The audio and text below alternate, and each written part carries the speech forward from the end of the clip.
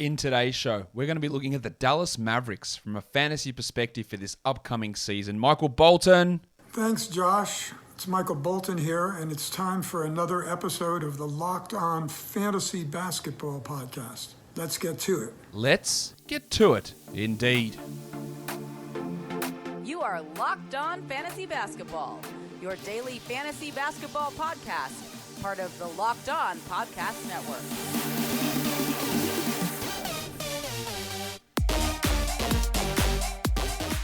Hello and welcome to the Locked On Fantasy Basketball Podcast, brought to you by Basketball Monster. My name is Josh Lloyd and I am the lead fantasy analyst at basketballmonster.com and at YAHOO Sports Australia. And you can find me on Twitter, as always, at redrock_bball and on Instagram at Locked On Fantasy Basketball. Let's talk Dallas. We spoke earlier with Nick Angstad of Locked On Mavs from a local perspective on this team. Let's talk about them from a fantasy perspective right now, heading into that. So let's start with their schedule. And how things look. How things look. That is the correct English phrasing for the Dallas Mavericks. They have 53 quality games. That's really good. That's a big chunk. It's one of the best. It's above average in the NBA. They also have a league low 12 back-to-backs. Obviously, that's very impressive too, especially when you're dealing with Porzingis.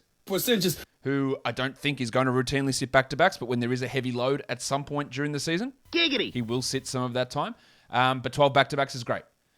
In the default YAHOO playoffs, they have 11 games, a 3-4-4 schedule, pretty good. Not the 12, but 11's pretty good. And then in my recommended situation, they have 10 games, which the best is 11 in that time frame, ending March the 20th, a 3-4-3 schedule for the Dallas Mavericks. So overall, a pretty good fantasy schedule. Good quality games, low back-to-backs, pretty decent playoff schedule as well. And everything seems to be working pretty well, I think, from a schedule perspective for the Dallas Mavericks for this upcoming season. So that's a positive. We all love to have positives in our lives. Let's look at pressure points. What can change? What can go wrong with projections? The starting lineup, talked with Nick earlier on. He thinks it will be Reggie Bullock, but it could easily be Maxi Kleber in that mix. It could be Dwight Powell in that mix. And how they run that does change things, because the more that Bullock is in that starting lineup, that means Dorian Finney-Smith pushes up to the 4, which helps his field goal percentage, his rebound numbers. It pushes Porzingis to the 5, which I think does help his block numbers a little bit as well. And I think that's where he's most effective from a fantasy perspective as well. But it also improves or decreases depending on which side you're looking at it, the deeper league value of a Maxi Kleber, of a Reggie Bullock, of Dwight Powell. So there is that fifth starter for the Dallas Mavericks has a really big impact on a lot of different things with this squad and how we're looking at them from a fantasy point of view.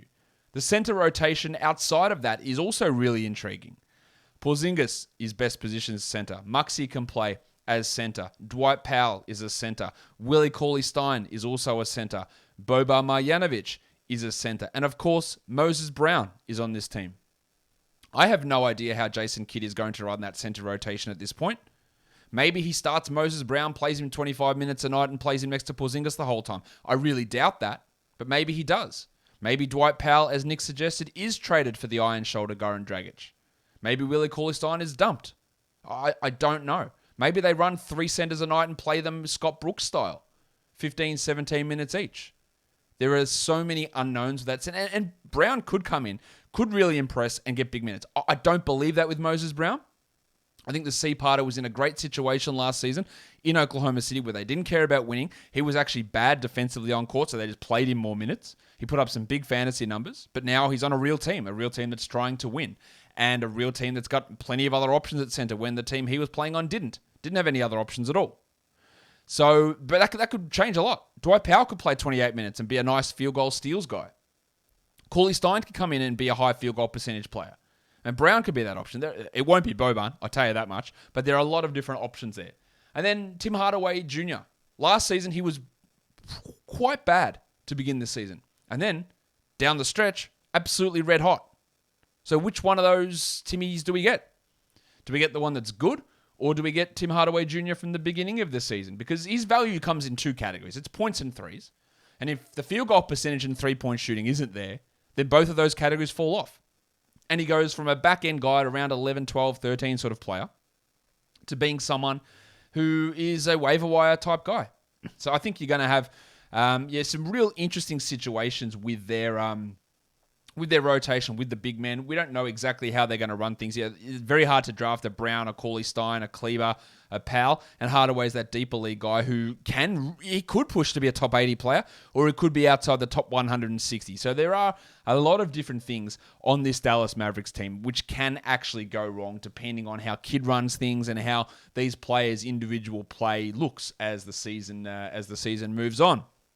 But if you're sweating thinking about drafting Moses Brown or taking Tim Hardaway Jr., you might need Sweatblock. Sweatblock is the doctor-created, doctor-recommended product that you use to help reduce excessive sweating. Nobody wants to be in a situation where they're in public, they're at work, they're presenting in front of their office manager, in front of whatever it is, and there's big sweat stains under their arms.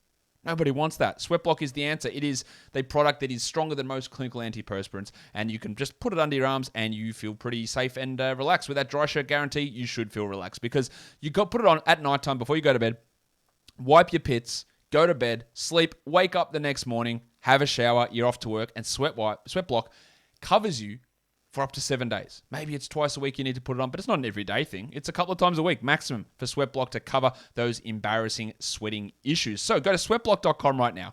You can save 20% by using our promo code LOCKEDON. You can also buy it from Amazon. You can also buy it from CVS, but hey, save 20% and go to sweatblock.com and get yourself 20% off with our promo code LOCKEDON. All right, guys.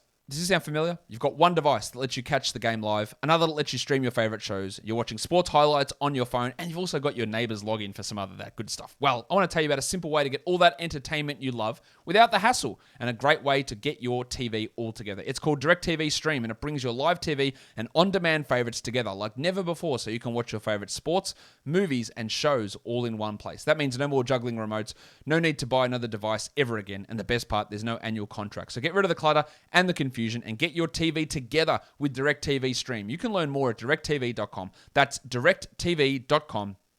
Compatible device required, and content varies by package. All right. What are we going to talk about now? Let's move on to the next part of this show, and let's look at breakout candidates. And it was really hard, to be honest, to find a breakout candidate on this team. Is Porzingis a breakout candidate? Is Doncic a breakout candidate? Finney-Smith? Hardaway? No. None of them are. The only guy I could find was Tyrell Terry. And that is a really long bow. Terry played under 60 minutes last year. He was out for basically all season with personal issues. We don't know what they were, and it's not our business to know what they are. But he's back. He shot 31% last year, didn't hit a single three, and averaged 1 point per game. There is no world in which that is not shithouse. We know that. But in terms of a guy that could step forward and take minutes off guys, and really, maybe he develops into a sixth man. He's got to get ahead of Josh Green. He has to get ahead of Sterling Brown. He has to get ahead of, maybe Reggie Bullock, maybe Jalen Brunson, Trey Burke. Like, if that all comes together, a guy that was taken really at the pointy end, the real top end of the second round, maybe that can all come together for Tyrell Terry. My faith in it happening is absolutely zero. But if I had to choose someone to break out and you go, shit, maybe that's why he was picked so high. Maybe Terry's that guy who can leap ahead of some of these other guys on the roster and become an option who maybe hits 1.5 threes in 15 minutes per night. But Jesus, if we're relying upon Tyrell Terry, I think things have gone pretty wild. Now, just before recording this, Yahoo went in there and updated their rankings. Bless them. Absolutely fantastic. I wonder where they got the idea to update their rankings. Anyway. So, Kristaps Porzingis was previously ranked at 79, and in the mock draft yesterday, I banged it home how ridiculous it was that he slid that far. They've come in and said, Josh, Kristaps, fantasy managers, kids, cover your ears. Fuck you, Kristaps is at 33 now. And at 33, I don't think I want to draft him. So he was a massive sleeper. Now at ESPN, he's still at 73, and at FANTRAX, he's still at 102. Percentages. So, we're drafting him in those formats. 100%. To me, he's a guy you take in the 50s or 60s, and maybe there's top 20 value.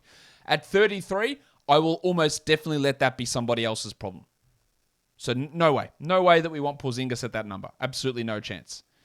They also had, and I don't know why you bother putting out a ranking list when in 4 days' time you go and adjust it so aggressively, Almost to mirror the basketball monster rankings. But anyway, Dorian Finney-Smith comes in from 283, which is where he was, which was a ludicrous number for a starter who was, where was Finney-Smith ranked last year? 137th.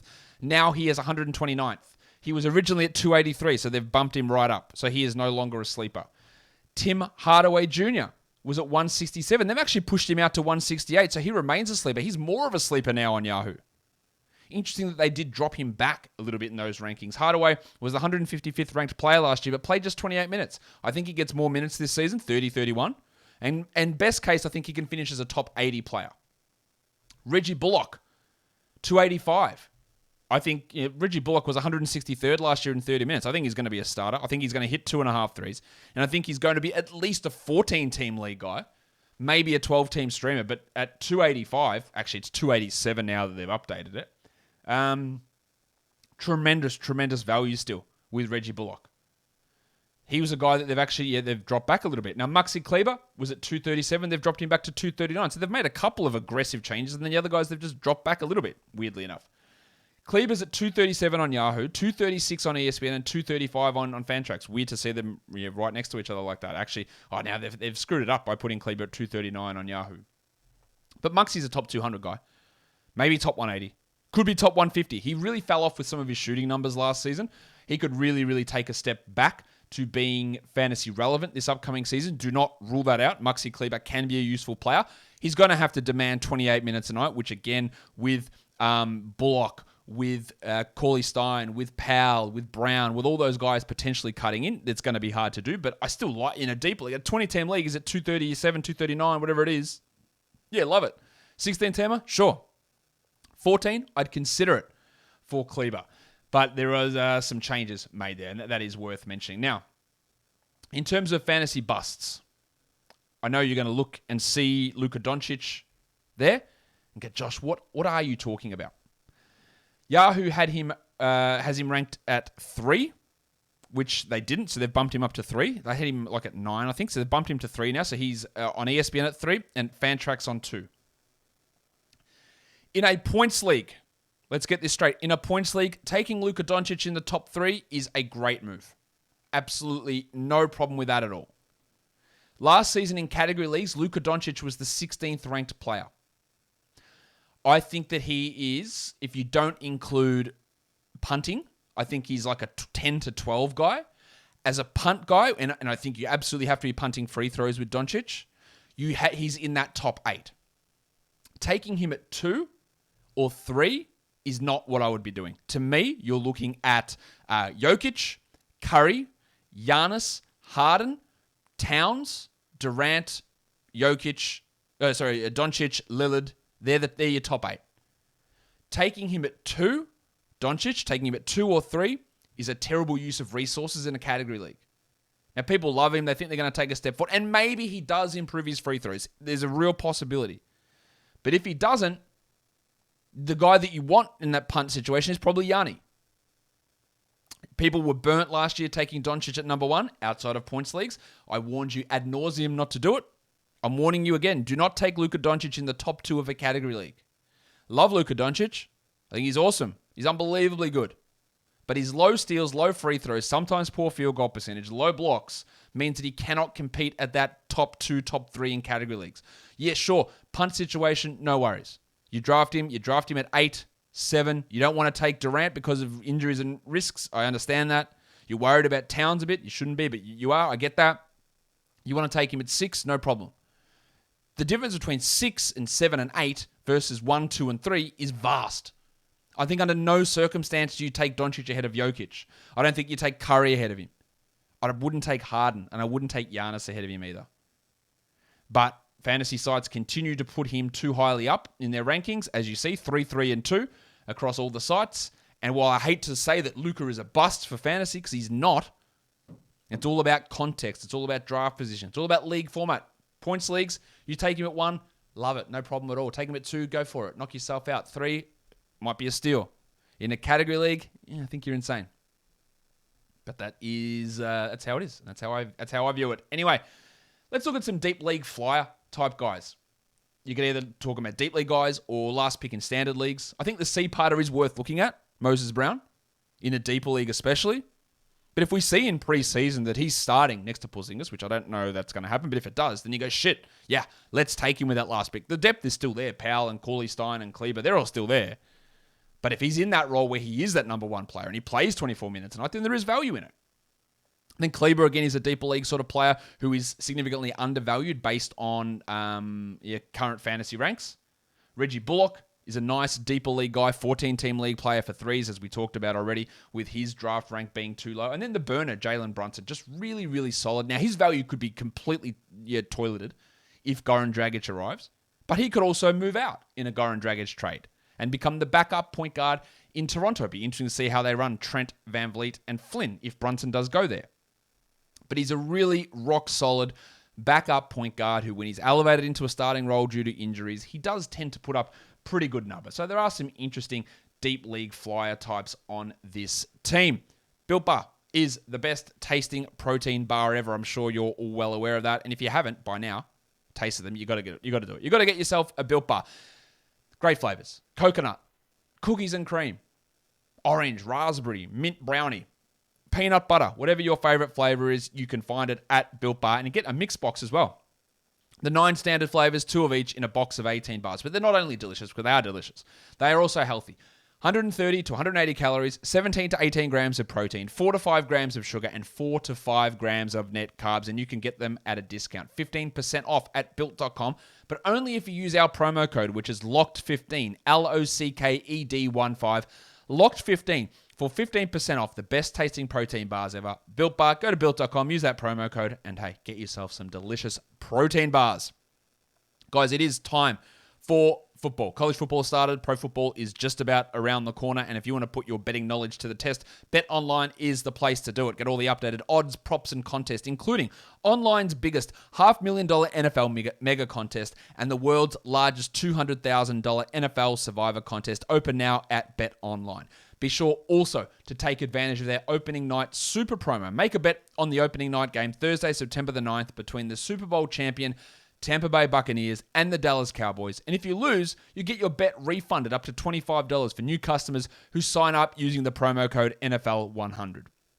BetOnline is the fastest and easiest way to bet on all your favorite sports, from football, basketball, boxing, and right to your favorite Vegas casino games. Don't wait. Take advantage of the great offers available for the 2021 season. BetOnline are your online sportsbook experts. All right, so let's go through the rest of the players on this Dallas Mavericks team. We've talked about Dwight Powell and that center rotation, him and Willie Cauley-Stein already. Dallas is an interesting team with those 2 real high-end guys, Doncic and Porzingis, and then no real other top 100 guys. There is a top 100 option with Hardaway, and there's a late-round player with Finney-Smith. But yeah, Powell will have moments of being fantasy relevant because of his steal rate and his ability to have high field goals. Cauley-Stein can block some shots and have high field goals, but I'm not sure there's overall enough minutes for him in there. Sterling Brown's probably going to be in the rotation, and he can be a player that generates steals and hits threes, but the role is going to be so low, I think. And Trey Burke won't play most nights. Boban Marjanovic, if the million guys go down and he plays 20 minutes, then we know he can be a streamer for one day, but in general, he just can't play enough. You got Josh Green, who I think maybe I should have put Josh Green in the breakout player situation, because I think heading into his second year, there is an area for him to develop and become a good wing stopper, but Bullock and Hardaway Jr. are ahead of him at the moment. And he still has to be, and Finney-Smith, of course. And he has to be able to push ahead of those guys and then push ahead of Sterling Brown. The Green versus Brown battle for those last rotation spots. I think it's going to be on in earnest, but he's not really much of a fantasy option. And then their two-way guy, Eugene Omoruyi, who I really don't think will play all that much. That rounds out their squad. So it is really just those 2 players. A couple of other later round guys in Finney-Smith and Hardaway. And Bullock as well, I guess you can keep in that mix. And that really does it for them from a fantasy perspective. If spewing that Porzingis' value has been nullified on Yahoo, it is still there on FANTRAX. It is still there on ESPN. While Doncic, I think, again, for category leagues, remains too high. They're probably your biggest takeaways. They also, there is still value in Tim Hardaway, who is, I think, about right on ESPN, but is too high too low on Yahoo. And then Finney-Smith, they've nuked his value as well, so hard to draft him with much upside as a later round pick for those deeper leagues. That'll do it for me today. Don't forget, follow this podcast, Apple Podcasts, Google Podcasts, Stitcher, Spotify, and on the Odyssey app. On YouTube, hit thumbs up, leave a comment, subscribe, and hit the bell. There's so many shows coming. We did the show with Nick earlier. We're going to do a Pistons season preview with Kukail, which you'll see after this, and then a Pistons fantasy preview as well. Tomorrow, Tomorrow we've got position tiers. There's mock drafts coming. There's so much stuff going on, guys. We are done here. Thank you so much for listening, everyone. See ya.